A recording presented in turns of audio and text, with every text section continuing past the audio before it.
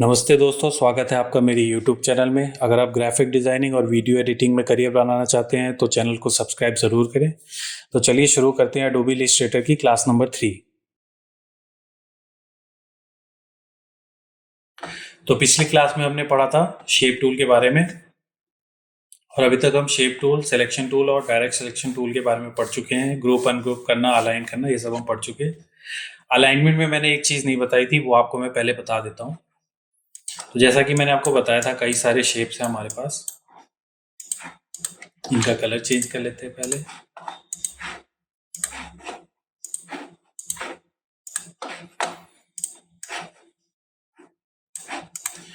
ठीक है, तो इन सबको सेलेक्ट करके जब हम अलाइन करते हैं तो ये हमारा मिडिल में कहीं अलाइन करता है, लेकिन हमें मिडिल में अलाइनमेंट नहीं चाहिए। हम चाहते हैं कि ये तीनों शेप्स हमारा इसके रिस्पेक्ट में अलाइन हो जाए। तो उसके लिए हम क्या करेंगे? उसके लिए हम सबसे पहले तो इन सबको सिलेक्शन टूल से सेलेक्ट करेंगे, और उसके बाद माउस ले जा करके इस पर हम लेफ्ट क्लिक करेंगे एक। तो ये देखिए, अब इस पर थोड़े मोटा सा स्ट्रोक टाइप का बन गया। इसका मतलब अब जब हम इन सबको अलाइन करेंगे तो वो इसके रिस्पेक्ट में होगा, मतलब इसके नीचे आ जाएगा। तो ये देखिए, मैं अलाइन करता हूँ तो अब ये इसकी सीध में आ गया है। क्यों? क्योंकि हमने इसको सेलेक्ट कर लिया था। उसी तरह अगर हम इस पे क्लिक करते हैं तो अब ये सारे शेप्स हमारे ये और ये वाला इसके रिस्पेक्ट में अलाइन होंगे। ये देखिए, ये हमारा हॉरिजॉन्टल, और वर्टिकल अलाइन करेंगे तो भी इसके रिस्पेक्ट में ही होगा। ये देखिए।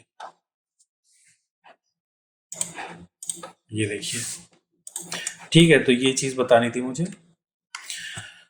तो आज हम पढ़ेंगे शेप बिल्डर टूल के बारे में। तो शेप बिल्डर टूल हमारा कहाँ पर होता है? यहाँ पे शेप बिल्डर टूल हमारा ये होता है, जो क्लाउड जैसा एक शेप बनाया है, इसके ऊपर माउस का कर्सर, ये हमारा शेप बिल्डर टूल है।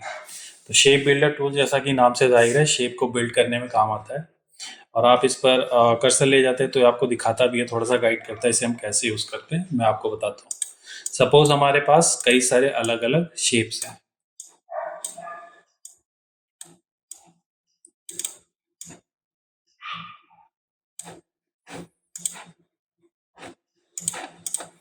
ठीक है, सपोज हमारे पास ये सारे कई सारे शेप्स हैं।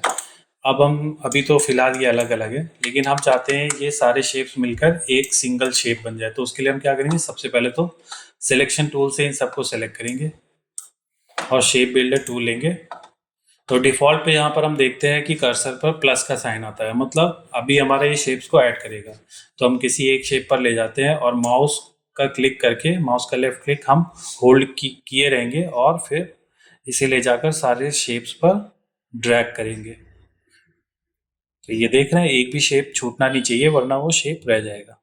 ये देखिए, अब हमारा ये शेप मिल करके एक सिंगल शेप हो गया है, तो जो देखने में क्लाउड जैसा कुछ लग रहा होगा। देखिए,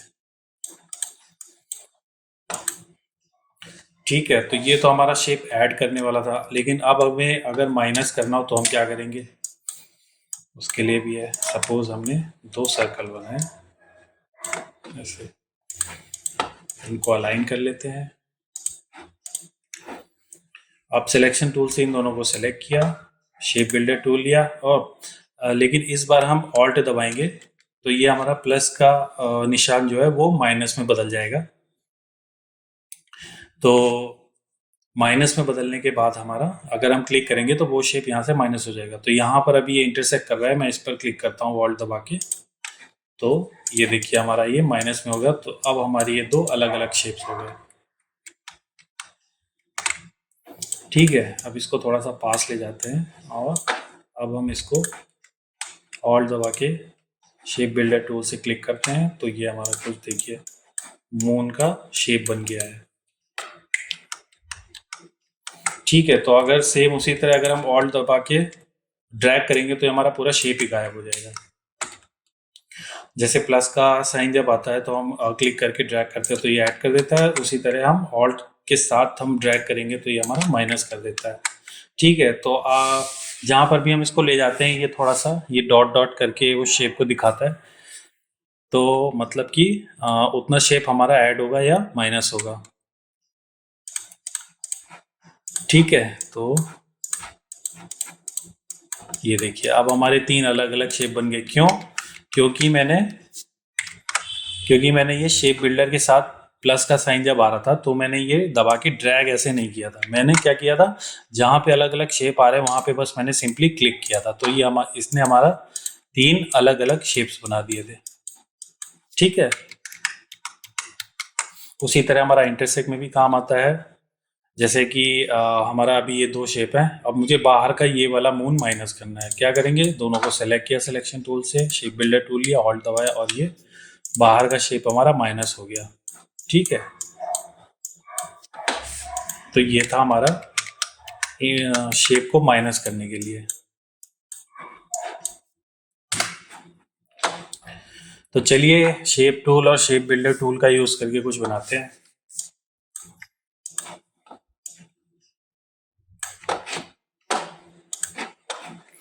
सिलेक्शन टूल की मदद से हम इसको रोटेट करेंगे थोड़ा सा, इस क्लाउड को यहाँ से डिलीट कर देते हैं, आर्ट बोर्ड पे हम बनाते हैं इसको।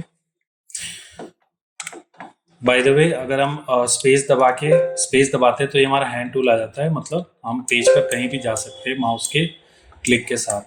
मैंने स्पेस दबा के रखा है और माउस का क्लिक जब भी करते हैं तो ये मुट्ठी जैसा शेप बना लेता है, मतलब इसने पेज को पकड़ लिया है, तो हम इसे कहीं भी इधर उधर कर सकते हैं। और ऑल्ट के साथ जूम करते ही मैंने आपको बताया ही है। तो इसको मैंने रोटेट कर लिया। अब अगर इसका डुप्लीकेट बनाना है हमें, तो ऑल्ट के साथ हम इस पर क्लिक करेंगे और ड्रैग करेंगे जहां पे हमें डुप्लीकेट चाहिए। ये मैंने इसका डुप्लीकेट ले लिया। अब हमें सेम डुप्लीकेट बहुत सारे चाहिए, तो हमें बार बार ऑल्ट के साथ ड्रैग करने की जरूरत नहीं है। अब हम सिंपली कंट्रोल डी करते जाएंगे। तो कंट्रोल डी मतलब डुप्लीकेट करता है, जो भी हमारा लास्ट स्टेप होता है वो हमारा कंट्रोल डी से डुप्लीकेट होता है। तो फिलहाल हमें इतने नहीं चाहिए, मुझे बस एक चाहिए था, और ये हमारा हो गया। और इसके नीचे एक शेप बनाते हैं ऐसा।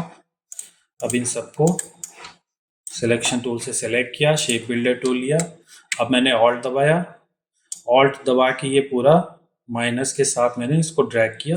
अब ये पूरा हमारा शेप ये अब बन गया। अब ये आपको याद दिला रहा होगा एडिडास के लोगो की।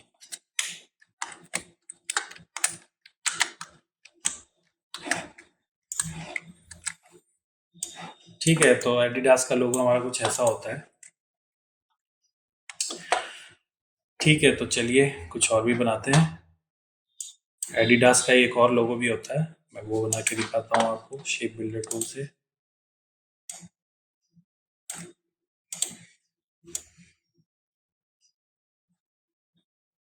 पेन टूल मैं आपको अगली क्लास में बताऊंगा, तो अगली क्लास ज़रूर आप देखिएगा।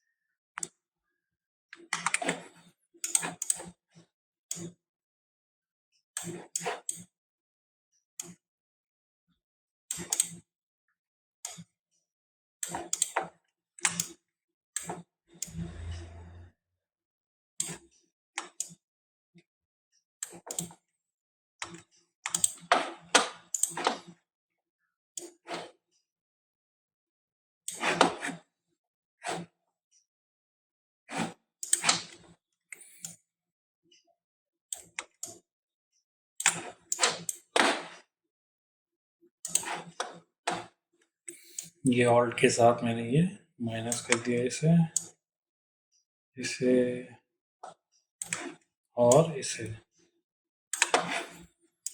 ये देखिए, ये भी हमारा एडिडास का ही कुछ ऐसा दूसरा लोगो होता है।